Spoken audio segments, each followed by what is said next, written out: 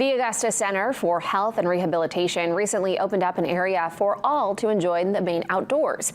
Staff and residents worked together to come up with creative ideas to get folks outdoors in the fresh air. About a year ago, they came up with an idea to build an all-accessible trail in the woods behind the facility. After months of work, the trail officially opened 2 weeks ago.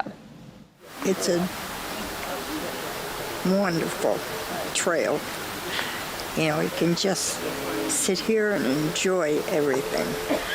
Got a lot of people that say thank you for everything that's happened here.